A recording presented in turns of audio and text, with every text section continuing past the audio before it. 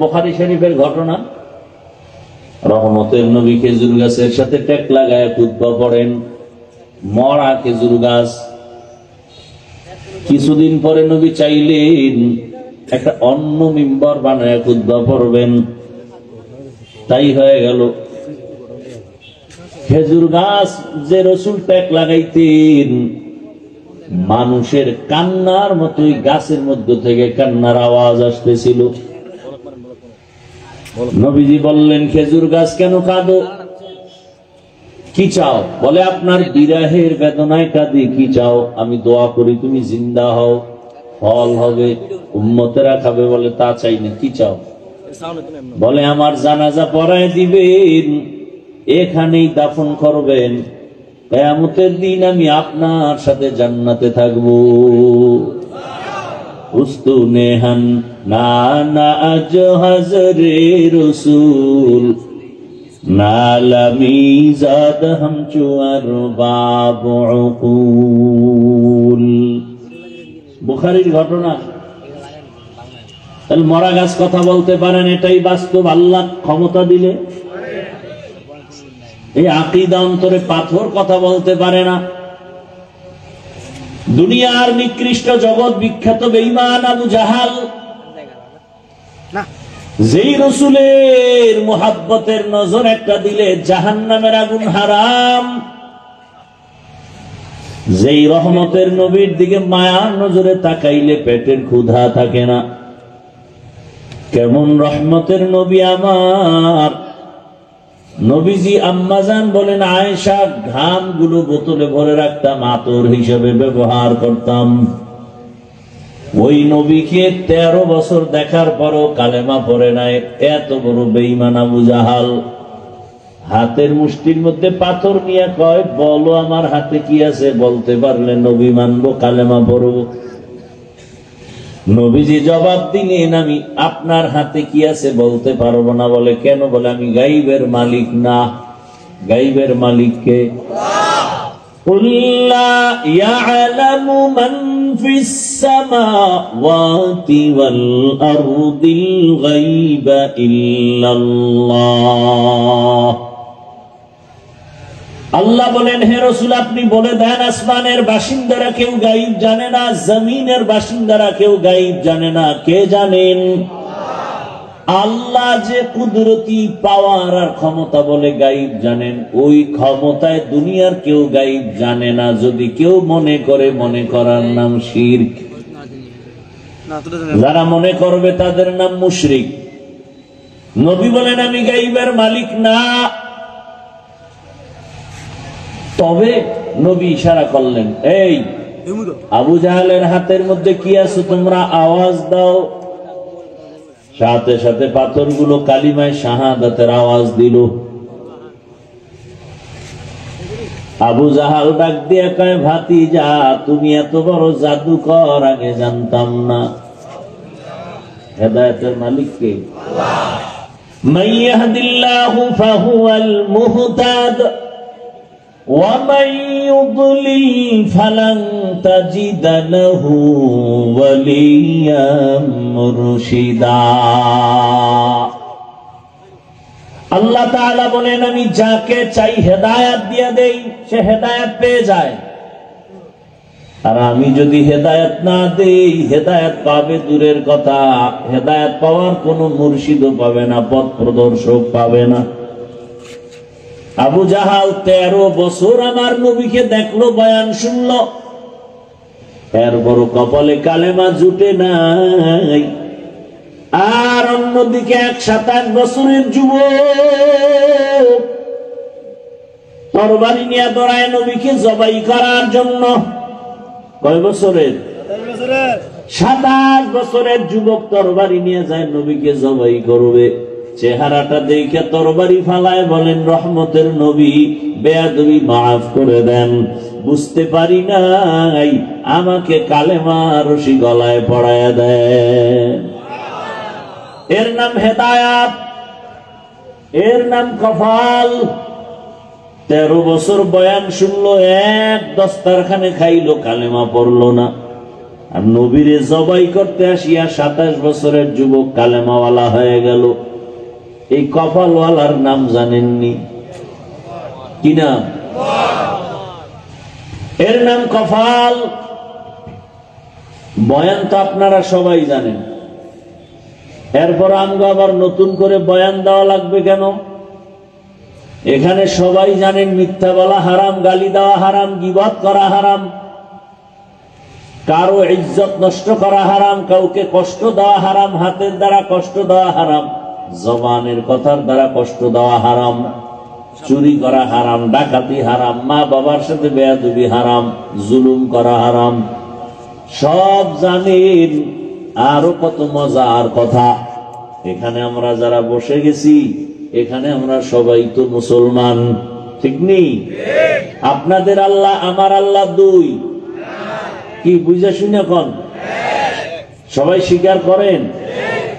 আপনার আমার আল্লাহ, নবী, কাবা, ধর্ম, কালেমা, কোরআন, হাদিস, দুনিয়াতে আসছি সিস্টেমও কিন্তু না। আপনারা লুঙ্গি পরে আসছেন, বিদায়বেলা কাফনের সংখ্যাও আমারও 3 কাফন, আপনারও 3 কাফন, মা বোনদের জন্য 5 কাফন।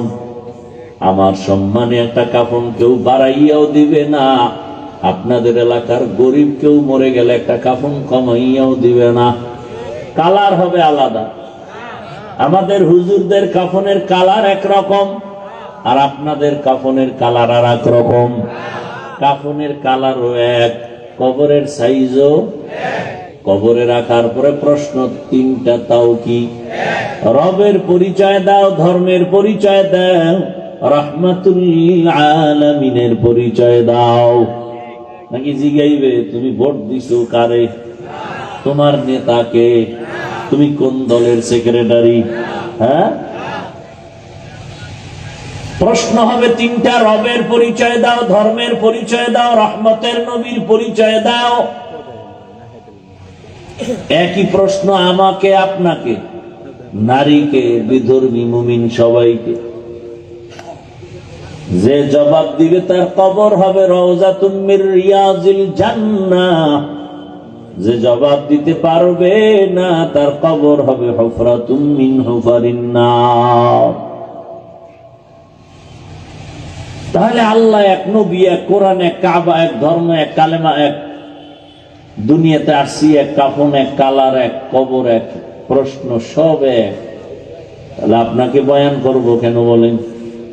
বয়ান তো করবো যারা আল্লাহ চিনে না, নবী চিনে না, কোরআন বুঝে না, হাদিস বুঝে না, হিন্দু, বৌদ্ধ, ইহুদি, খ্রিস্টানকে বয়ান করব, তাদেরকে বয়ান করব। দূরের কথা, আপনাদের পেছনে ঘুরতে ঘুরতে ঘুরতে ঘুরতে গাধার মতো নিজের ঘর বাড়ি পরিবারের চিন্তা নাই, শুধু আমি একা, সব উলামায়ে কেরাম আপনাদের পেছনে দৌড়ায়। তাবলীগওয়ালাদের মেহনত, পীর মাশায়েখের মেহনত, বক্তাদের মেহনত, জুমার খতিব ইমামের মেহনত, 12 মাস রৌদ্র নাই, বৃষ্টি নাই, বয়ান চলতেছে। ইমাম সাহেব 24 ঘন্টা আপনাদের নিয়ে ফিকির, তাবলীগওয়ালা আপনাদের নিয়ে ফিকির। তাহলে ওই বিধর্মীকে সময় দিব কখন? দিন রাত্র আপনার পেছনে মেহনত করিয়া কি বলে সবাই? সমস্ত আহলে হক পীর মাশায়েখরা বলে কি বিড়ি টানো, গাঞ্জা খাও। হ্যাঁ, তাহলে খাঁটি পীরের বিরোধিতা করেন কেন? তাবলীগওয়ালারা কি বলে? বেপরদায় চলো বলেন, তাহলে কেন বিরোধিতা?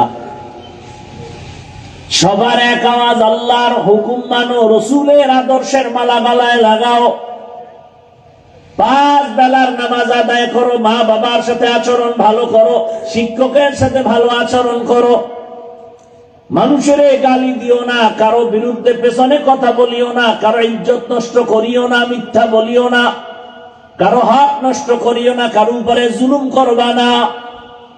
এই কথাগুলো বুঝায়। এরপরেও কেন আমলের খাতা শূন্যের কোঠায়? এর একটা মাত্র অভাব আমাদের পেছনে কাজ করে, ওই অভাবের নাম হলো তাকওয়া। আল্লাহর ভয় নাই, এই কারণে বয়ান চলতেছে, ফলাফল নাই।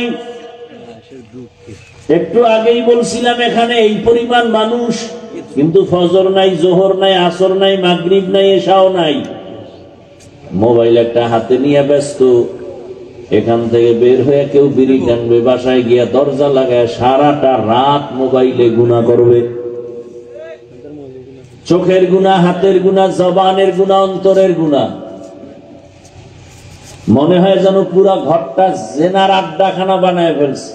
বাবাও মোবাইল চালায়, মা মোবাইল চালায়, মেয়ে মোবাইল চালায়, ছেলে মোবাইল চালায়, তাও কোরআনের বয়ান শুনে না, তেলাওয়াত শুনে না, শুধু গুনাহ, চোখের গুনাহ, হাতের গুনাহ, জবানের গুনাহ, অন্তরের গুনাহ। এই কথাগুলো আপনাদের কে বলবে? বলারও মানুষ নাই, শোনারও মানুষ নাই, বিরোধিতা করার মানুষের অভাব নাই। বলবে ভাই বয়ান করবেন, এই কথাবার্তা বলার দরকার কি? ভাইজান আপনাকে কেমনে বুঝাবো? আল্লাহর ওলি একটা সুন্দর উদাহরণ দিতেন। আপনি রাস্তা দিয়ে হেঁটে যান, হঠাৎ দেখেন পানির কূপের পাশে একটা ছোট শিশু বাচ্চা খেলতেছে একা, পাশে বাড়ি, সামনে পুকুর। আপনি জ্ঞানী মানুষ দেখেই তো আপনার মাথা গরম হয়ে যাবে, আরে এই বাচ্চা তো পানিতে পড়ে গেলে মরে যাবে। আপনার জ্ঞান বিবেক বলবে বাচ্চাটাকে বাঁচাই, দৌড়ায় গেছেন, এই বাচ্চা তুমি এখানে খেলো কেন? তো বাচ্চা তো আর ভালো করে বুঝেও না, ও আপনার কাছে কোলে আসতে চায় না, বরং আপনাকে লাথি দেয়, থুথু দেয়, কামড় দেয়, চিমটি দেয়। আপনি কি করছেন? এটার ধৈর্য শক্ত কইরা পাশে ঘরওয়ালাদের বলছেন, এই বাচ্চা কি আপনাদের? তাড়াতাড়ি নেন। বাচ্চা যখন চিমটি দেয়, গালি দেয়, আপনাকে থাপ্পড় লাথি দেয়, আপনি ছেড়ে দেন? দিবে কেউ? কেন? বিবেক বাধা দেয়। বিবেক বাধা দিয়া বলে না, বাচ্চা তোর চিমটি খাইয়াও তোর এখানে রাখা যাবে না, কারণ তুই যদি এখানে খেলতে খেলতে মজা পাইয়া পড়ে যাও, জীবনের কান্না, তোর মা বাবার জীবনটা বিপন্ন হয়ে যাবে। আমি চক্ষুওয়ালা, বুঝমানওয়ালা, বিবেক দিয়ে তোর এখানে রেখে যেতে পারি না। আল্লাহর কোরআন, রসুলের সুন্নত যাদের কাছে আছে, খাঁটি আল্লাহওয়ালা, তাকওয়ার চশমা লাগায় দেখে,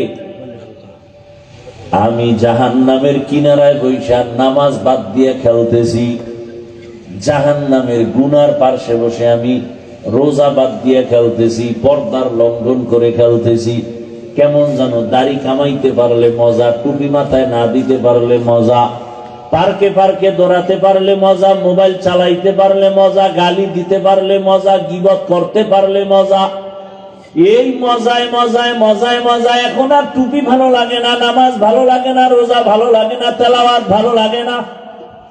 এখন কেমন যেন আমার বয়ানও ভালো লাগে না, আলেমের তেলাওয়াতও ভালো লাগে না, আলেম বয়ান করে মজা লাগে না। কেন? দুনিয়ার এই রং তামাশার খেলার মজা। যারা তাকওয়াওয়ালা তারা পাগল হয়ে গেছেন। এই মানুষগুলোকে জাহান্নামের পাশে রেখে যাওয়া যায় না। পাও ধরে ধরে সবাই বলে, আপনারা গালি দেন হুজুর খারাপ, এরপর ইমাম খারাপ, তারপরও তারা গালির জবাব দেয় না, বরং বিনয়ের সাথে নরম হইয়া কথা বলি, মনে হয় যেন আপনার টাকার কেনা গোলাম। পাও ধরে ধরে বলি, ভাই নামাজ ছাড়িয়েন না, পর্দা করেন, মা বাবার খেদমত করেন।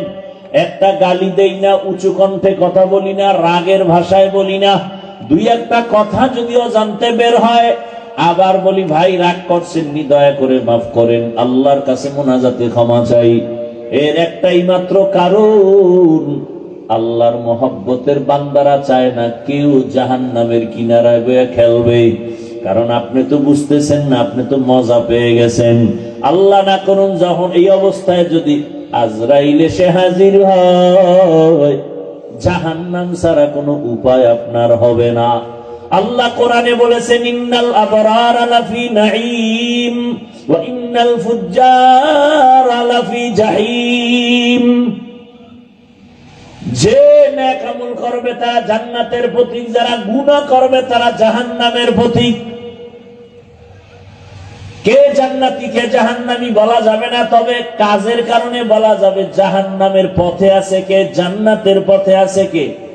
ও আমার যুবক, পর্দার আড়ালের মা বোনেরা, বৃদ্ধ বাবাজিরা, আল্লাহ পশুকে ভালো মন্দ যাচাই করার বিবেক দেন নাই, মানুষকে দান করেছেন। আল্লাহর দেয়া বিবেক দিয়ে একটু চিন্তা করেন। আল্লাহ পাক রব্বুল আলামিন একটু চিন্তা করেন, দুনিয়াতে কেন পাঠাইছেন? সূর্যের আলো কার? জমিন কার? এই যে ঘুমাই আমরা, সবাই ঘুমাই রাতে বা দিনে। রাতে তো আর ঘুমায় না, মোবাইলের হক আদায় করে। দিনের বেলা যারা ঘুমান, ঘুম কিন্তু মরা। আমরা দোয়াও করি, মরার দোয়া, আল্লাহুম্মা বিসমিকা আমুতু, তোমার নামে মরলাম। আবার ঘুম থেকে উঠিয়া দোয়া করি, আল্লাহ আলহামদুলিল্লাহিল্লাযী আহইয়ানা বা'দা মা আমাতানা, মরার পরে তুমি আমাকে জিন্দা করছো, তোমার শুকর। ও আল্লাহর বান্দারা, এই ঘুমের মধ্যে মানুষ মরেনি।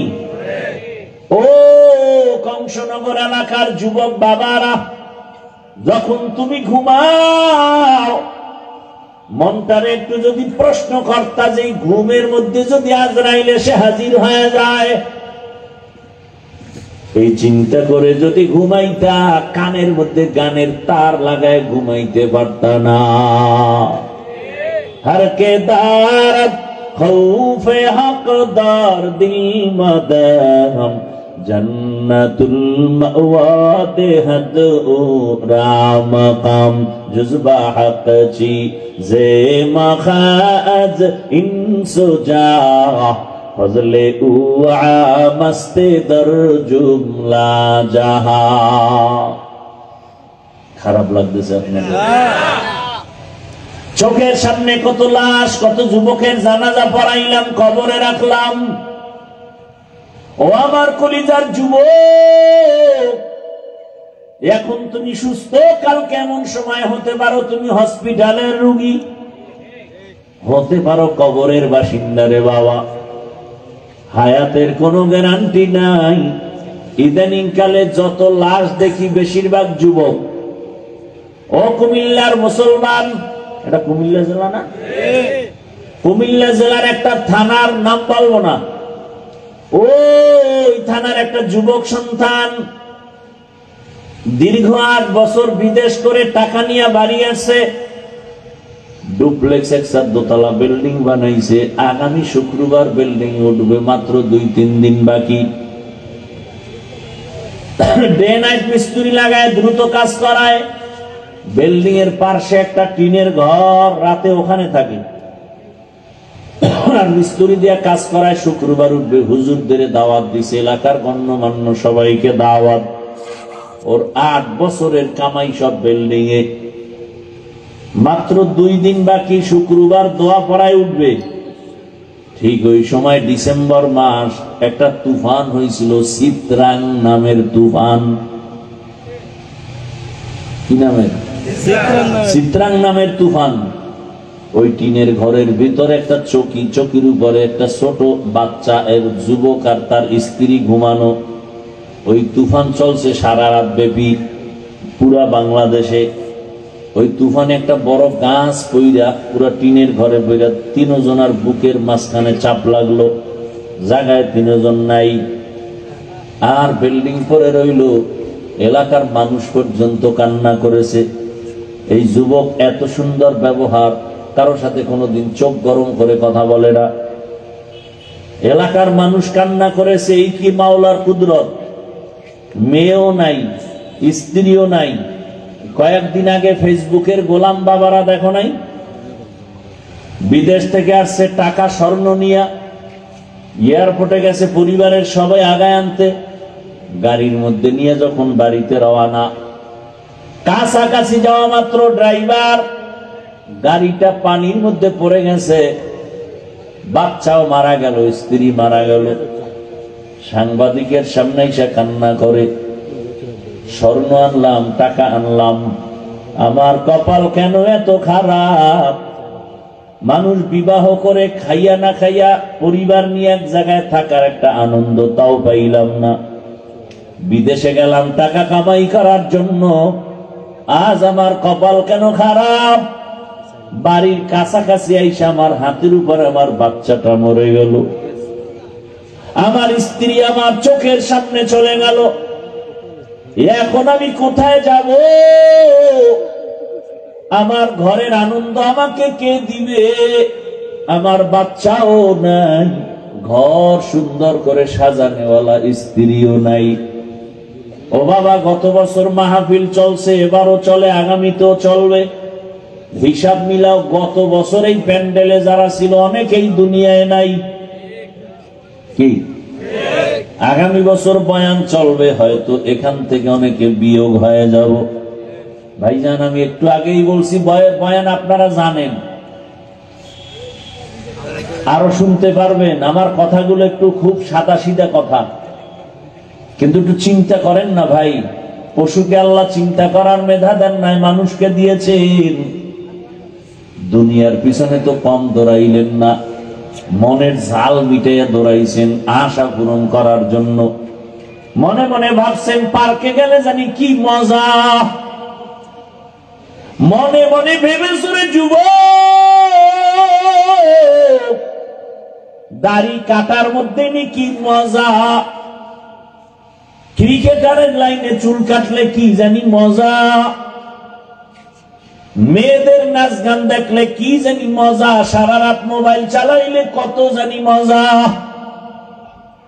এই মজা তো কম নেও নাই, এখনো কি আশা পূরণ হয় নাই রে বাবা? তাহলে আমাকে বলো, তোমার আর কতদিন পার্কে পার্কে দৌড়াইলে আশা পূরণ হবে? তারপরে তুমি তওবা করবা। আর কতদিন মনের আশা পূরণে দাড়ি কাটা লাগবে? তারপরে মনের আশা পূরণ হবে বলো? ও আমার কলিজার যুবক, তোমার মতো যুবক আর কত সারা রাত মোবাইল চালাইলে তোমার আশা পূরণ হবে কতদিন পরে বলো? এবং এই কথাটাও বলো, তোমার হায়াতের বাকি আছে আর কতদিন? আর বাকি কতদিন বলো? এক সপ্তাহ পরে সিঙ্গাপুরে যাবে, ভিসা হয় না হয়ে গেছে। ফুটন্ত গোলাপের মতো চেহারা, কলিজার যুবক, মাত্র এক সপ্তাহ পরে ফ্লাইট টিকিট কাটাও শেষ। এখন সবার সাথে একটু আনন্দ কথা বলে চলে যাব। সকাল 8টার সময় এক বাড়ির সামনে বন্ধু এসে টেলিফোন করছে, চল একটু চা পান করে আসি, চল। ছেলেটা বলে ঠিক আছে, মাকে বলে মা চললাম। কই যাও? আমার বন্ধু ডাকছে, একটু ঘুরে আসি চায়ের দোকানে। 1 ঘন্টার মধ্যে চলে আসিস। বলে ঠিক আছে। যুবকদের মরণাস্ত্র 2টা। কয়টা? 2টা। এক মরণাস্ত্র দৃশ্যমান, আর একটা অদৃশ্যমান। প্রত্যেকটা যুবক চায় অনেকদিন হায়াত পাবো, কিন্তু অস্ত্র নিয়ে ঘুরে দ্রুত মরার নাম হলো বাইক। বলে গেলাম, হেদায়েত তো আল্লাহর হাতে, মানবা কিনা জানি না, বলে গেলাম। বাঁচতে চাও, অনেকদিন হায়াত পেতে চাও, কিন্তু এমন অস্ত্র নিয়ে দৌড়াও, বাইক নিয়ে যে দ্রুত মরে যাওয়া কোনো গ্যারান্টি নাই। থাকতে চাও সুস্থ, কিন্তু অসুস্থতার মেডিসিন হাতের মধ্যে নিয়ে অল টাইম দেখতেছ, চোখের পাওয়ার যাইতেছে, খবর নেই। এই মোবাইল করে কান নষ্ট হচ্ছে, খবর নেই, একজনেরও খবর নেই। কানের ক্ষমতা দুর্বলতা হইতেছে, কিডনি, হার্ট, চরিত্র তো নাই। ওই যেই পরিমাণ গুনাহ করো, ঘুম থেকে উঠে দেখা দরকার ছিল চেহারা বানর হয়ে গেছে, শুকার হয়ে গেছে। একমাত্র আখিরি নবীর উম্মত হওয়ার বরকতে আল্লাহ চেহারা পরিবর্তন করেন নাই। বেয়াদবি ক্ষমা চাইরে যুবক বাবা, তোমার এই ফুটান্ত গোলাপের জিন্দগিটাকে বরবাদ কেন করো বলো? কি স্বার্থে করো বলো?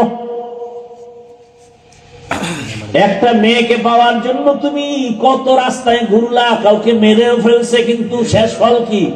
জেলখানায় দোনোটা যা, শেষ পর্যন্ত ফাঁসি। ওই যুবক ঘরে আছে, বাইক নিয়ে বের হয়ে গেছে, বন্ধু ডাকছে চায়ের দোকানে চলে আসবো। বন্ধুরে পিছনে লয় যখন একটা টান দিছে, দেওয়ালের সাথে বাড়ি খেয়ে জাগাত, মাথায় আঘাত, জাগাত নাই। মাওলা একেবারে ডাইরেক্ট নিয়ে গেছে সিঙ্গাপুরের ঘুরে বিক্রি করতে, এমনি ডাইরেক্ট যা। ও পর্দার আড়ালের আম্মা জানেরা বোনেরা,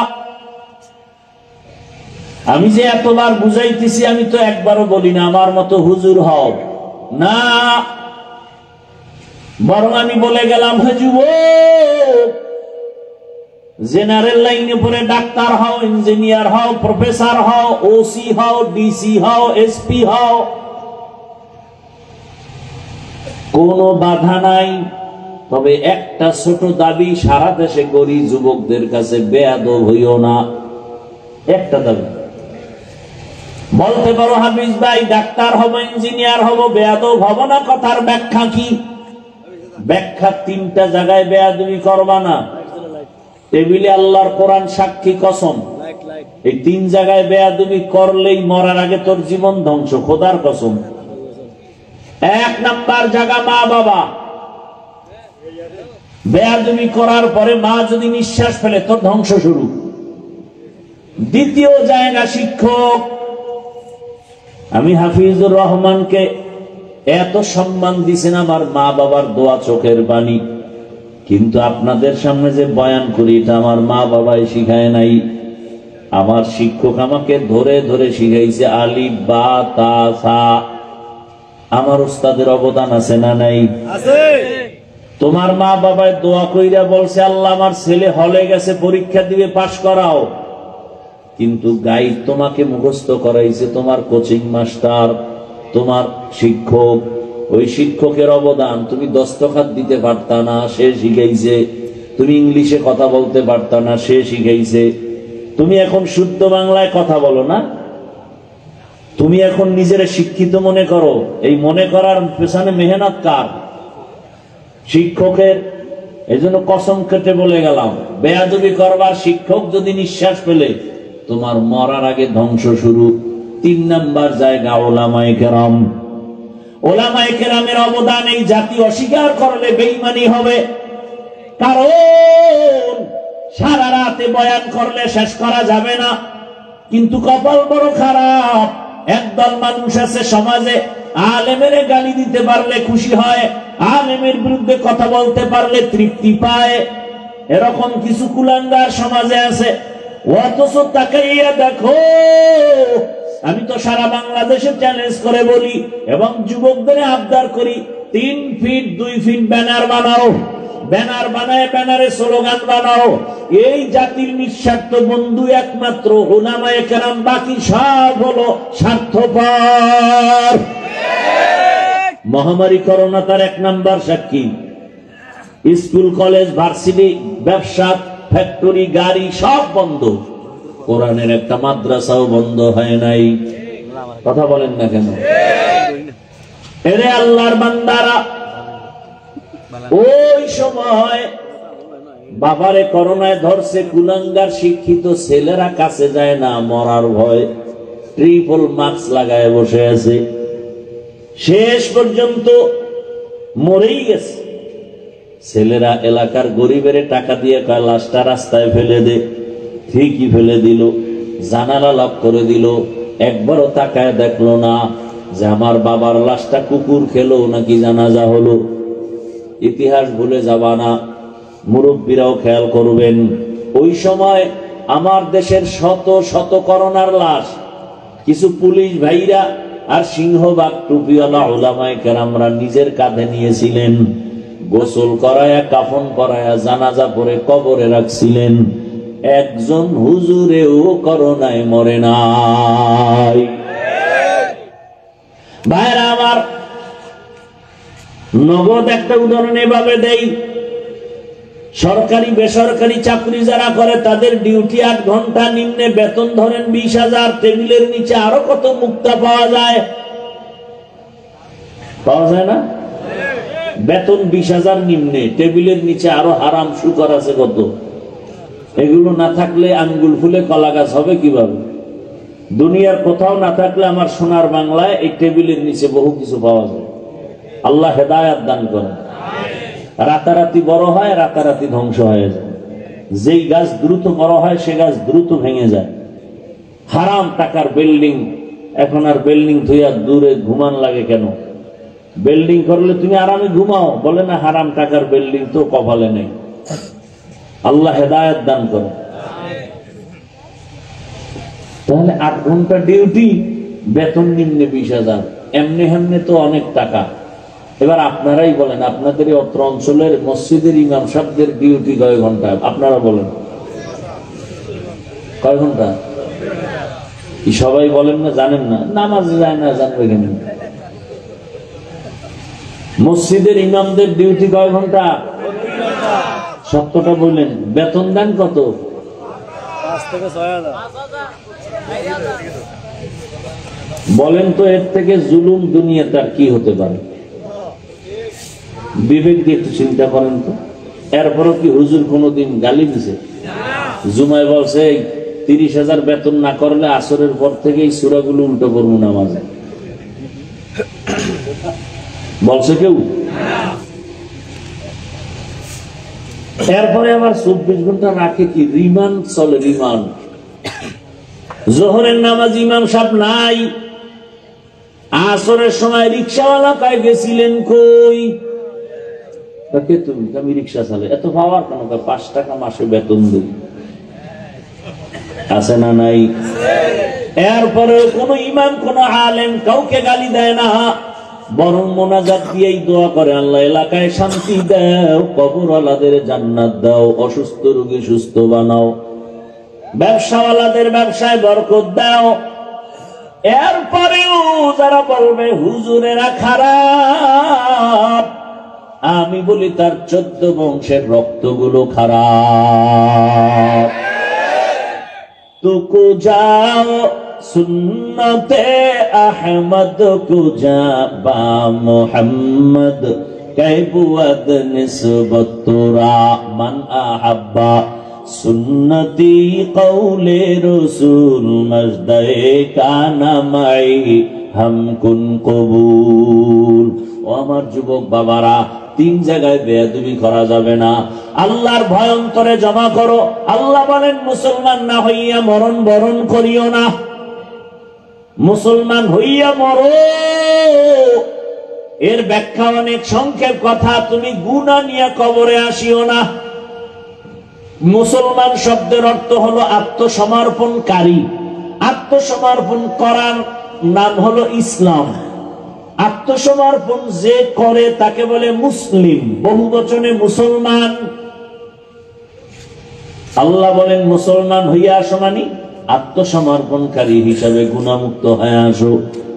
ও আমার যুবক বাবারা, একটু বিবেক দিয়ে চিন্তা করো। তোমার মতো যুবক এই এলাকার মধ্যে জেনারেল লাইনে জীবনে মাদ্রাসায় পড়ে নাই, ব্যবসা করে, চাকরি করে, স্কুল কলেজে পড়ে, 5 বেলার নামাজও পড়ে, এরকম কেউ নাই। আর অজের দরকার নেই, অজ আসলে এই পয়েন্ট। আর জীবনে হেদায়েত পাইলেই একটা কথাই যথেষ্ট। আমার মতো যুবক যদি জেনারেল লাইনে থাকি আর আর্মি পুলিশ বিডিআর চাকরি করে, নামাজ পড়ে, বলো বাবা তুমি পারো না কেন? তোমার কপালে 3 জায়গার কোন এক জায়গার অভিশাপ লাগলো কিনা আমার ভয় লাগে। না হয় তোমার মতো যুবক রাস্তায় গাড়ি চালায়, নামাজ পড়ে, তুমি কেন পারো না? কৃষি কাজ করে, নামাজ পড়ে, তুমি কেন পারো না? নদীর মধ্যে মাছ ধরে, নামাজ পড়ে, তুমি কেন পারো না? কলেজে ক্লাস করে, নামাজ পড়ে, তুমি কেন পারো না? ডাক্তার, প্রফেসর, ইঞ্জিনিয়ার নামাজ পড়ে, তুমি পারো না কেন? তুমি ডাক্তার হও, বেয়াদব হয় না। ইঞ্জিনিয়ার হও, বেয়াদব হয় না। ডাক্তার হইয়া বেয়াদবি করলে তাসলিমার মতো জুতার বাড়ি খেয়ে জমিন থেকে পালাতে হবে। ভাইরা আমার, অনুরোধ, মনটাকে বুঝাবার কিচ্ছু দরকার নাই। আমি চাই বাবা তোমার সম্মান আল্লাহ অনেক উপরে উঠায়া দিক। তোমার মধ্যে সেই মেধা আছে, তুমি নষ্ট করো কেন? একটা যুবকের মেধা দিয়ে পুরা দেশ চালানো সম্ভব, কিন্তু সেই মেধা নষ্ট করো কেন বাবা? লেখাপড়া করে, গবেষণা করে একটা জায়গায় যাও, ডাক্তার হলেও যেন পুরা দেশবাসী তোমাকে চিনে। ডাক্তার জাকির নায়েক তাওয়াঙ্গ দেশের না, অথচ গোটা দুনিয়া তাকে চিনে।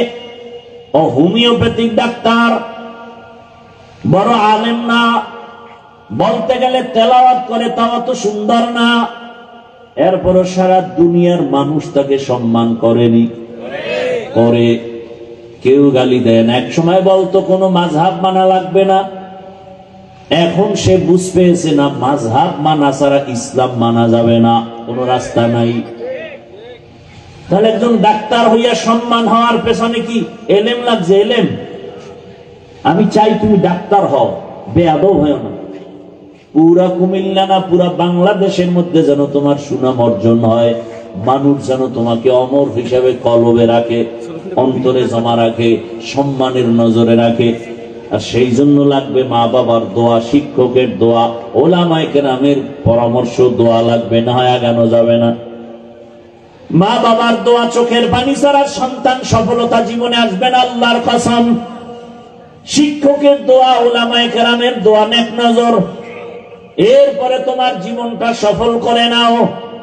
ও পর্দার আড়ালের মা বোনেরা, আপনার মতো এখন এই এলাকায় কত মা আছে পর্দা করে, নামাজ পড়ে, স্বামীর মাল হেফাজত করে, মোবাইলে সময় নষ্ট করে না রে আম্মা জান। কয়দিন এ দুনিয়ায় বাঁচবেন? এই দুনিয়াতে আল্লাহ তাআলা আপনাদের এত সম্মান দান করেছেন, আপনারা নবীদের মায়ের মতো মা, সাহাবায়ে কেরামদের মায়ের মতো মা। এই মুনাজাত দিয়ে দেব, হ্যাঁ? আমার এত তো ধাক্কা ধাক্কি নাই, ঠেকা নাই যে বয়ান করতেই হইবে জোর কইরা। আপনি আমার বয়ান যদি শুনতে খারাপ লাগে তো করার দরকার নেই, এত ঠেকি নেই তো। পিপিলিকার খানা যদি আল্লাহ দেয়, আল্লাহ আমারে দিবে না? এত টেনশন কিসের? জঙ্গলের হাজারো প্রাণীর খানা কে দেন? নদীর মাছের খানা কে দেন? ওরা দামি না আমরা দামি? তাহলে আল্লাহ আমাকে দিবেন, এত টেনশন কিসের? ভালো না লাগলে বলেন, দোয়া করে চলে যাই। উঠা বসা করেন কেন? ব্যারাম কেন? ব্যারাম না, আসলে ওই যে শুরুতে একটু বলছিলাম না, কপাল। আবু জাহেল আর ওমরের কথা বলছি। এটা এমন একটা জায়গা, বিছনাটা থার্ড ক্লাসের বিছনা, নরমাল, এর থেকে দুনিয়াতে নরমাল বিছানা নাই, কিন্তু এটার দাম কত? রাসূল বলেন আল্লাহ এইরকম একটা মজলিস আরশে আজিমে ফেরেশতা দিয়ে মিলাই দিয়েছে, এবং ওখানে আমাদের গুণগান বলতেছেন। শেষ ফলে আল্লাহ ঘোষণা দিচ্ছেন, এই প্যান্ডেলে যারা বসছে ওদের সব গুনাহ মাফ। এই জন্য প্রায় বলি, এ সমস্ত জায়গা যদিও থার্ড ক্লাসের বিছানা, যেখানে আসতে কপাল লাগে, কপাল, এখানে বসতে কপাল লাগে, মোনাজাত দিয়ে যাইতে কপাল লাগে, সবার কপালে হয় না।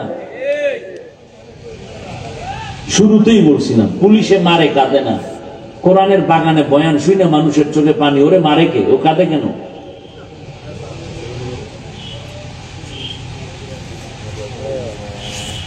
আল্লাহ হেদায়েত দান করুন।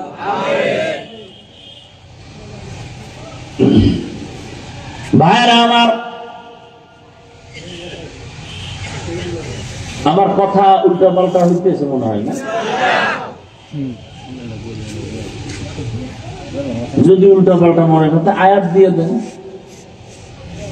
বক্তাকে আয়াত দিয়ে দেবেন যে আপনি এত এই 5টা আয়াতের ব্যাখ্যা করবেন, এই সূরার ব্যাখ্যা করবেন। তো 10 জন বক্তা 10টা, 10 দুগুণ 100 আয়াতের ব্যাখ্যা হয়ে যাবে আলাদা আলাদা। মানুষ কোরআনও শুনলো, বয়ানও শুনলো। কিন্তু সাধারণ কিছু চালাক মানুষ আছে, ওদের অন্তর হলো খারাপ। ওরা মনে করে কি তাফসীর করলে বুঝি আমগো বিরুদ্ধে যাবে না। বড় চালাক কিছু খারাপ মানুষ আছে, মনে করছে কোরআন দিয়ে কথা বললে বুঝে, আরে বেটা কোরআন দিয়ে বয়ান করলেই তো আমার সুদখোরের বিরুদ্ধে আগে বলতে হবে। কোরআন কি সুদখোরের পক্ষে? ভোটচোরের পক্ষে? দুর্নীতিবাজের পক্ষে? হ্যাঁ, গণতন্ত্রের পক্ষে? আমি যদি এখন কোরআন দিয়ে বয়ান করি, গণতন্ত্রের বিরুদ্ধে বলতে হবে, কথা বলা। আমি যদি কোরআন দিয়ে বয়ান করি, বেনামাজির বিরুদ্ধে বলতে হবে। আমি এখন কোরআন ধরে ধরে বয়ান করি, তাহলে রাজনীতির পক্ষে বয়ান করতে হবে, ইসলামের রাজনীতি। দে আমারে বড়রা শক্তি, যুবকরা চালাক যেটি হেটি বাংলা কোরআন লো, এবার আমি আরবিটা শুনাই, রাজনীতি কত প্রকার কি কি বুঝায় যায়।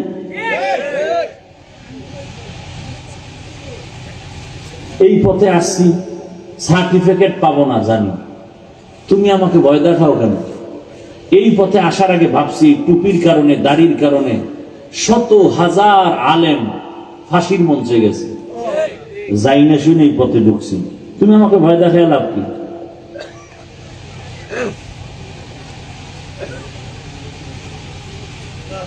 বারোটা বছর না, 16, 17, 20 বছর মাদ্রাসায় ডাউলের পানি আটার রুটি খাইয়ে কষ্ট করে করে জান উজানি জান, আমার খবর নেন কি কষ্ট করে লেখাপড়া করছি। আর কি পড়ছি 24 ঘন্টা কোরআন হাদিস, কোরআন হাদিস, আয়াত কয়টা, নক্তা কয়টা, জের কয়টা, জবর কয়টা, বিধানের আয়াত কতগুলো, রাজনীতির আয়াত কতগুলো, জিহাদের আয়াত কতগুলো, তাবলিগের আয়াত কতগুলো, জিকিরের আয়াত কতগুলো, এর ব্যাখ্যা কি, মাসআলা কি, ফতোয়া কি, সব পড়লাম। আর এখন তুমি সুদ খাইয়া খাও, হুজুর বয়ান এমনি করেন না? আল্লাহ সারাইছে আমার সামনে না, কানের পর্দা ফাটাই দিতাম জাগান। আল্লাহর শুকরে পর্যন্ত এই বেদুমি আমার সামনে পড়ে নেই। আল্লাহ হেদায়েত দান করুন। তোমার থেকে বয়ান শিখতে হবে না? এই মঞ্চটা কি রাজনীতির মঞ্চ? তাহলে রাজনীতির বক্তব্য হবে কেন? যদি তাই হয় তাহলে আমিও তো কোরআন হাতি নিয়ে রাজনীতির রস করব, বাধা কেন? কথা বলেন না কেন? মসজিদ রাজনীতির মসজিদ, সেখানে ভোট চাই কেন? যদি তাই হয় তো ইমাম সাহেব রাজনীতির বয়ান করবে কোরআন দিয়া, কারণ পৃথিবীতে শ্রেষ্ঠ রাজনীতি ইসলামী রাজনীতি, পবিত্র রাজনীতি ইসলামী রাজনীতি। আল্লাহর কসম, যতদিন পর্যন্ত জমিন ইসলাম কায়েম হবে না ততদিন পর্যন্ত চাপাবাজদের আওয়াজ শুনবি, শান্তি কপালে আসবে না। কসম আল্লাহ। আমার ইসলাম তো কি বলে দুর্বল না যে একটা আছে আর একটা নেই। পৃথিবীতে যত নীতি আছে সব নীতির শ্রেষ্ঠ নীতি ইসলামের নীতি। পৃথিবীতে অর্থনীতি আছে, ইসলামেরটা শ্রেষ্ঠ। পৃথিবীতে সমাজনীতি আছে, ইসলামের সমাজনীতি শ্রেষ্ঠ সমাজনীতি। পৃথিবীতে রাজনীতি আছে, ইসলামের রাজনীতি শ্রেষ্ঠ রাজনীতি। সুলাইমান নবী গোটা দুনিয়া পরিচালনা করছেন। বলেন যারা কোরআন বুঝেন না, স্বাভাবিক বুঝেন, করছেননি, জানছেন, কোনদিন শুনছেন? এই ঘটনা কোরআনে আছে। ইউসুফ নবী মিশরের অর্থমন্ত্রী হয়ে দেশ চালাইছেন, জানেননি? ঘটনা কোরআনে আছে। আমার কোরআনটাকে আপনি দুর্বল বানাই দিলেন কেন যে কোরআনে রাজনীতি নেই? এই কথা আপনি বললে আমার কোরআনটা আপনি দুর্বল বানাই দিলেন না? আমার কোরআন তো দুর্বল না, আমার ইসলাম তো দুর্বল না। হ্যাঁ, আপনি রাজনীতি করেন না, আমি বর্তমান বাংলাদেশের ইসলামী রাজনীতির কোনো দায়িত্বে না, তার মানে কি আমি কোরআনের রাজনীতির বিরুদ্ধে? না, ইসলাম আমার আসল, সব কথার মূল কি? ইসলাম। আমার ইসলাম যেটা বলে এটা আমি সমর্থন করতেই হবে। যেমন এখানে আপনারা অনেকেই আছেন নামাজ পড়েন না, নাই? নামাজ না পড়া এক জিনিস, নামাজ পছন্দ না করা আর এক জিনিস। যে নামাজ পড়ে না সে মুমিন, যে পছন্দ করে না সে তাজা বেঈমান। যে দাড়ি রাখে না মুমিন, কিন্তু যে দাড়ির বিরোধিতা করবে সে বেঈমান। যে পর্দা করে না সে মুমিন, যে পর্দার বিরুদ্ধে কথা বলবে সে বেঈমান। ইসলামী রাজনীতি করেন না, আপনার ঈমান আছে, আপনাকে গালি দেওয়া যাবে না, কিন্তু বিরোধিতা করলে আপনি বেঈমান।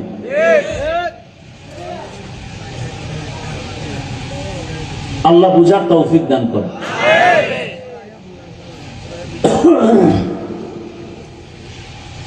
আমি ঠান্ডা মাথায় যুবকদেরকে কিছু কথা বুঝাইতে চাই যে ওনার ডাক্তারি লাইনে থাইকেও যেন আল্লাহকে ভুলে না যায়। আমার থিম হলো এইটা যে একটা ছেলে জেনারেল লাইনে থাইকেও যেন আল্লাহ রসুলকে ভুলে না যায়। আমার দেশে হুজুরের অভাব নাই, আরে মাওলানা মুফতি মুহাদ্দিস অভাব নেই। আমার এখন দেশে বহুত ডাক্তার দরকার, ইঞ্জিনিয়ার দরকার, আদবওয়ালা, আদর্শওয়ালা, ডিসি দরকার, এসপি দরকার, ওসি দরকার। আজকে আমার প্রত্যেকটা থানা, জেলায় ওসি, ডিসি, এসপি যদি দিনদার হয়, নামাজি হয়, অনায়াসে দিনের কাজ চলবে, কারো কোন সুৎখর থেকে অনুমতির প্রয়োজন হবে না। আমি তো চাই ডিসি হবে, আমি চাই আমার যুবক ডাক্তার হোক, কিন্তু আদবওয়ালা হোক, আদর্শবান হোক, পুরা দেশটা যেন বেহেশতের বাগান হয়ে যায় আদর্শের কারণ। আমি এটা চাই, আর সেই থিম নিয়ে বয়ান করতেছি। নাচতে না জানলে উঠান বাগানা। তুমি কি বয়ান চাও আমাকে লিখে দাও, আমি সেই বয়ান করব। কোন লাইনে চাও, বিষয় দিয়ে দাও, না হয় আয়াত দিয়ে দাও।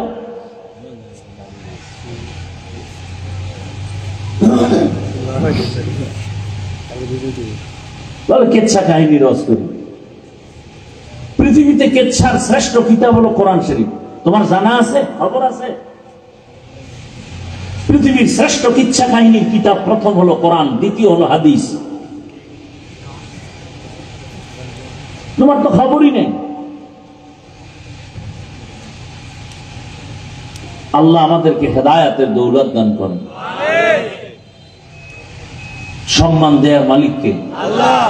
আল্লাহ আল্লাহ যাকে দিবে সম্মান স্থায়ী। আর একদল মানুষ আছে ওরা টাকা দিয়ে সম্মান কিনে, যেমন ভোটের আগের রাত্রে আপনারা সম্মান কিনবে কেউ, আর আপনারা বিক্রি করবেন, করবেন না? যে আমার কবরওয়ালা বাপ মার গোষ্ঠী শুদ্ধ সম্মান দিয়ে দিলাম, ভোর রাত্রে টাকার বস্তা পাঠাবি, ওই টাইমটা বরকতের টাইম। কি ভোট দেবে একজন ব্যক্তি, একটা ভোট দিবে, 10 জায়গায় বিক্রি করব। তুই ভোটের আগে যারা টাকা খাইবা এদেরকে আমি বলি তোমরা বাথরুমে ঢুইকা 10 গ্রাম পায়খানা খাইও, আর কুমিল্লা শহরে গিয়ে হালাল সাবান দিয়ে কুলি কইরো, গন্ধ শেষ।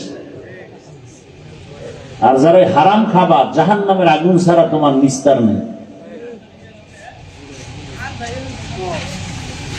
দেশ স্বাধীন হয়ে গেছে, সারা দেশের মধ্যে স্বাধীন স্বাধীন স্বাধীন, হাতে তালি, চিল্লা চিল্লি স্বাধীন। স্বাধীন হলে আন্দোলন চলে গেল এখনো।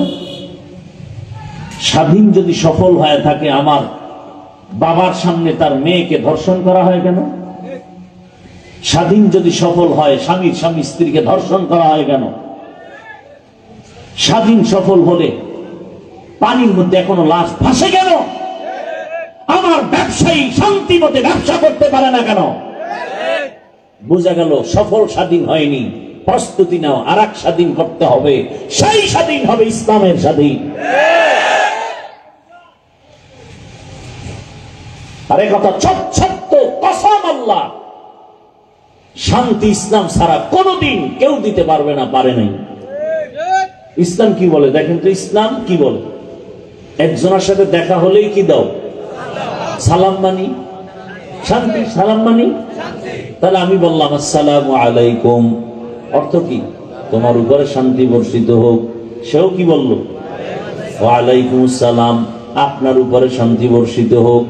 দুই দিক থেকে যখন শান্তির দোয়া চলে, মাঝখানেও শান্তি নাই। ইসলাম কি বলে? এই বড়রা ছোটদেরকে মায়ার নজরে দেখো, ও ছোটরা বড়দেরকে সম্মানের নজরে দেখো। আল্লাহর কসম, আমার দেশের সব বড়রা যদি ছোটদেরকে মায়ার নজরে দেখে, বাংলাদেশে একজন বড়রাও ছোটদের উপরে জুলুম করবে না। করবে? এই মায়ার নজর থাকলে জুলুম করবে। আবার ছোটরা যদি বড়দেরকে সম্মান করে, কোনোদিন বেয়াদবি করবে না। শান্তি। ইসলাম বলে কর্মচারী কাজ করে, ঘাম ঝরার আগে বেতন দাও। আর শ্রমিক দিবস পালন করা লাগবে। আমাদের দেশে মে দিবস পালন হয়, 1 মে শ্রমিক দিবস, অথচ শ্রমিকের অধিকার এখনো ঠিক মতো পায় না। ইসলামে এত শান্তি। গালি দেওয়া যাবে না, ইসলাম। গীবত করা যাবে না, ইসলাম। মিথ্যা কথা বলা যাবে না, এর নাম ইসলাম। কারো হক নষ্ট করা যাবে না, কারো উপরে জুলুম করা যাবে না। ইসলাম কত সুন্দর। কারো একটু জিনিস না জিগে ধরাও যাবে না, ইসলাম। বাবায় ছোট বাচ্চা নিয়ে গেছে, কথার কথা কংসনগর বাজারে, ফলের দোকানে গিয়ে কয়, ভাই আপেল, কমলা, লিচু নিব, বেদানা নিব। এমনি বাচ্চা মানুষ তো, ও ফট করে একটা ধরো একটা আঙ্গুর ধৈর্য মুখে দিয়ে ফেলাইছে। এখন সম্মানিত বাবার তো মাথা খারাপ হয়ে গেছে, ইজ্জতে লাগছে। ফল টল কেনা বা আগে আইতেছি বাড়িতে, পরে পরে কিন্তু মাথা গরম হয়ে গেছে, আমার ইজ্জত নষ্ট। বাসায় গিয়ে কয় বউরে, এই তুমি কোনদিন কি অন্যের ঘরের কোন জিনিস না জিগে খাইছো? বউ কয় না, কয় হ্যাঁ খাইছো। নাহলে আমি খেয়েছি, নাহলে আমার বাচ্চা এরকম হবে কেন? কিন্তু বিবি বোঝো, আমি জীবনে কোনোদিন কারো জিনিস না জিজ্ঞাসা করে ধরি নাই। এবার দেখো ভেজালটা তোমার মধ্যেই থাকতে পারে। স্ত্রী কয় মনে পড়ে না, মনে পড়ে না। হঠাৎ একদিন পরে মনে পড়ছে, আমাদের বাবার বাড়ি থাকতে পাশের বাড়িতে একটা গাছ ছিল, বড়ই গাছ। ওই গাছের ডালা আমগো বাড়িতে ঝুলা রাখছিল, পড়ছিল, ওখান থেকে একটা বড়ই ছিলা নাজি গিয়ে খাইয়া বলছি আমি। হ্যাঁ, কাম তো ওখান থেকে বাইজে গেছে। ভাইরা আমার, বড় কঠিন হালাত। ইসলাম কত সুন্দর। যাকাত দাও ধনীরা, যাকাত আদায় করো, গরিবের হক আদায় করে দাও। ইসলামে বলে অর্থনীতি নেই। আল্লাহর জাতের কসম, পৃথিবীতে শ্রেষ্ঠ কল্যাণমুখী অর্থনীতি হলো ইসলামী অর্থনীতি। এটা জানে না। ইসলামী অর্থনীতির মূল একটা পয়েন্ট হলো যাকাত। ইসলামী অর্থনীতির এক পয়েন্ট হলো হালাল ব্যবসা। ইসলামী অর্থনীতির এক পয়েন্ট হলো মানুষের কর্জে হাসানা দাও। এলাকার গরিবে বড় লোকের আমার 5,000 টাকা ধার দিবেন, সামনে ঈদ আসতেছে, জামা কাপড় কিনবো, 1 মাস পরে দিব। নাই নাই নাই নাই, বড় লোক নাই। কানে কানে কয় সুদে দিবেন। কয় লাখ নিবি? আছে না নাই? জিন্দেগি মে বন্দগি তু করনা হে, जिंदगी में बंदगी तू करना है, जिंदगी पे बंदगी शर्मिंदा है, जिंदगी पे बंदगी शर्मिंदा है। यहाँ हम सब मुसाफिर, दिल ना लगा, अहले दिल की नजर से रूह करता जा। यहाँ हम सब मुसाफिर, दिल ना लगा, अहले दिल की नजर से रूह करता जा। शाह दौलत सब फकीर गर नेक नेहे, शाह दौलत सब फकीर गर नेक नेहे, जिंदगी में बंदगी तू करना है, जिंदगी में बंदगी तू करना है, जिंदगी पे बंदगी शर्मिंदा है, जिंदगी पे बंदगी शर्मिंदा है, जिंदगी में बंदगी कुन बंदगी, बंदगी पे जिंदगी शर्मिंदगी। भाईरा आमार, ও আমার পর্দার আড়ালের মা বোনেরা, আপনাদের এত মর্যাদা, বলতেছিলাম এত মর্যাদা, আপনারা আলেমদের মায়ের মতোই তো মা। আপনারা তো আয়েশা রাদিয়াল্লাহু আনহার মতোই নারী, খাদিজা রাদিয়াল্লাহু আনহার মতোই নারী। এরে আম্মা জান, এই জমিনের মধ্যে আল্লাহর এক বড় দুশমন ছিল ফেরাউন। জানেননি তার স্ত্রীর নাম কি? বলেন। এরে আম্মা জান, এত বড় বেঈমান ফেরাউন, ও ঘরে আসিয়া কত বড় দামি। আল্লাহর নবী বলেন কিয়ামতের দিন জান্নাতে আসিয়ার সাথে আমার সাথে বিবাহ হয়ে যাবে। সুবহানাল্লাহ। কিয়ামতের ময়দানে মানুষগুলো বেকার হয়ে যাবে। নবীদের কান্নার আওয়াজ সূর্যের গরম। ওই সময় জান্নাতের 8টা দরজা খুলিয়া 4 জন নারীকে বারবার ফেরেশতারা ডাকবে, হিসাব লাগবে না, আসো। কয়জন? এর মধ্যে একজন হবে ফেরাউনের স্ত্রী আসিয়া। রহমতের নবী বলেন, কিয়ামতের ময়দানে জান্নাতে আমার সাথে আসিয়ার বিয়া হয়ে যাবে। কত বড় বেঈমান ফেরাউনের ঘরে থেকে আসিয়া আমার আল্লাহকে কেমন ভাবে রাজি করায় নিলেন। এরে আব্বা জান, আপনার স্বামী তো ফেরাউনের মতো খারাপ না। আপনি নামাজ পড়লে তো বাধা দেয় না, পর্দা করলে বাধা দেয় না, বরং কত স্বামী নিজে নামাজ না পড়লেও প্রশংসা করে আমার স্ত্রী বড় ভালো নামাজি। ও আম্মা জান, এখনো কি তওবা করবেন না? দুনিয়া কিছুই না, চলে যাবেন তো একদিন, বিদায় হবেন, কেউ নাম নিবে না। তবে ভালো একটা আদর্শবান সন্তান যদি রেখে যেতে পারেন, জীবনটা ধন্য হয়ে যাবে। ওই ফেরাউনের ঘরে থাকি আসিয়া আমার আল্লাহকে এত ভাবে আপন বানায় নিয়েছেন, এর পেছনে কারণ কি? এত বড় বেঈমানের ঘরে আল্লাহর পেয়ারা বান্দি, তার কারণ কি? বলে সোহবতে সা লে তো রাস লেকুনা, সোহবতে তা লে তো রাত লেকুনা। একমাত্র কারণ সোয়া লাগছে মুসা নবীর খেদমত। আসিয়া মুসা নবীর খেদমত করছে না, সোয়া লাগছে। আল্লাহ তাআলা হেদায়েতের দরজা খুলে দিলেন। ফেরাউন একদিন অগোচরে দাঁড়ানো, আসিয়া দেখে নাই, জবান থেকে আল্লাহর নাম বের হয়ে গেছে। ফেরাউন শুই না খায়, আসিয়া কারে ডাকলি? বলে আমার রব।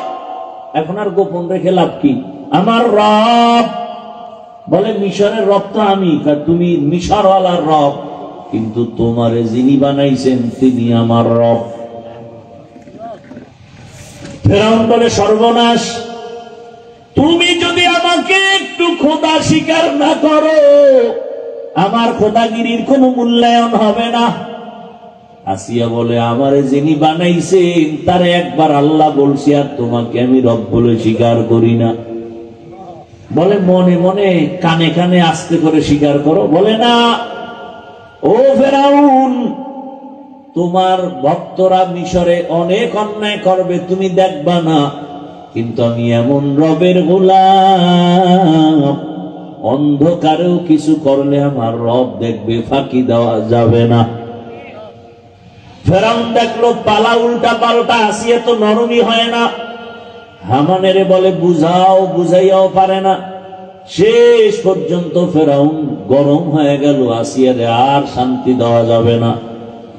এক আল্লাহরে মানার কারণে ওই ফেরাউন এবার আসিয়ার খানা বন্ধ, ঘুমের বিছানা বন্ধ। আসিয়াকে এখন একের পরে এক অত্যাচার। এক পর্যায়ে আসিয়া যখন নতুই হয় না, আসিয়া বলে জীবন আমার আল্লাহর জন্য,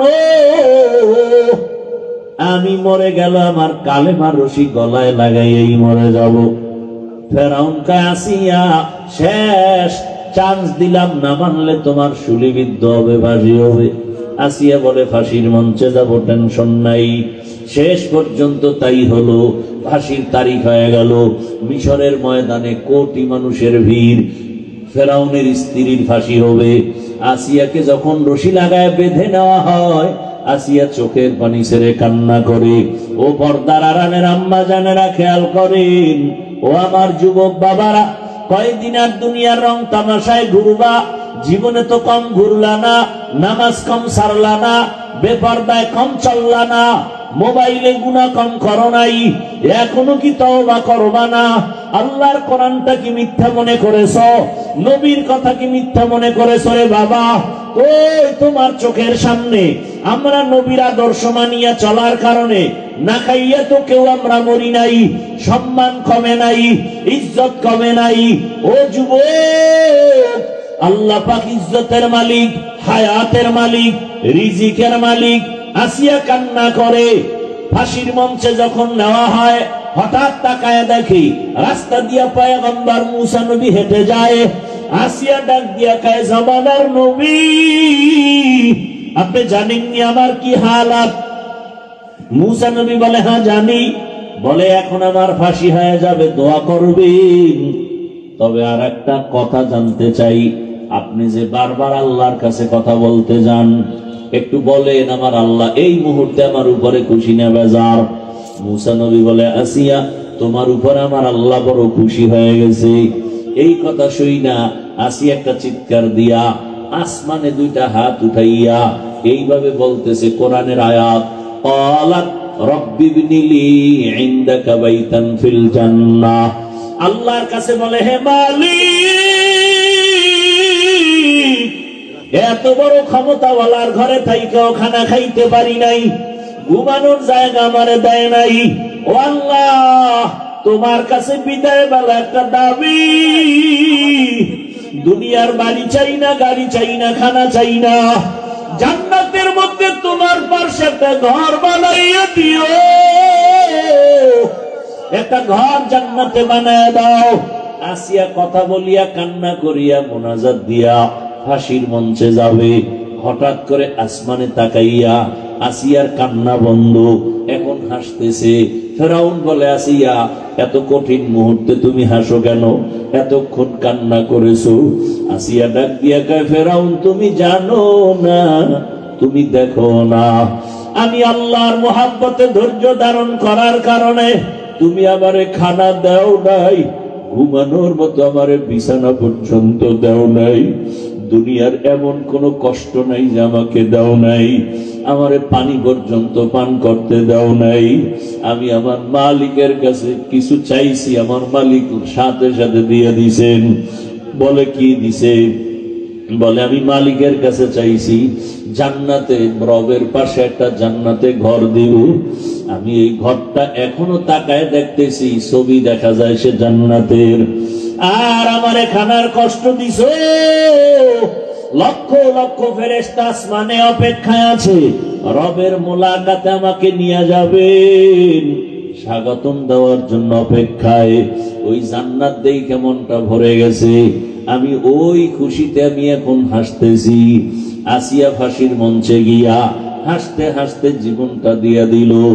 ও পর্দার আড়ালের আম্মা জানেরা, ও বৃদ্ধ বাবাজিরা, যুবক বাবারা, কয়দিন আর দুনিয়া কিছুই না, চোখের সামনে সব মিথ্যারে বাবা। আজকে এখানে বয়ান করতেছি, বয়ান শুনতেছি, কালকে যদি তুমি ঘুমের থেকে উঠার সময় আর উঠতেই না পারো, মা যদি ডাক দিয়ে দেখে সন্তান সাড়া দেয় না, শরীরে টাচ করে দেখবে পুরা শরীরটা বরফ আর শক্ত, মায়ের বুঝতে আর বাকি নেই, একটা চিৎকার দিয়া বলবে তোরা কে কোথায় আছো, আয়, আমার বাবায় নাই। আমারে মা বলিয়া ডাক দেওয়ার বাবায় নাই, চুমু খাবে আর বলবে আসো, আমারে আর কে আম্মু বলে ডাকবে, এখন আমি বড় একা। বাবায় টেলিফোন করবে, ইমাম সাহেব কোথাও যাবেন না, আমার ছেলে মরে গেছে, তাড়াতাড়ি জানাজা হবে। কাউরে বলবে বাজারে যাও কাফন কিনার জন্য।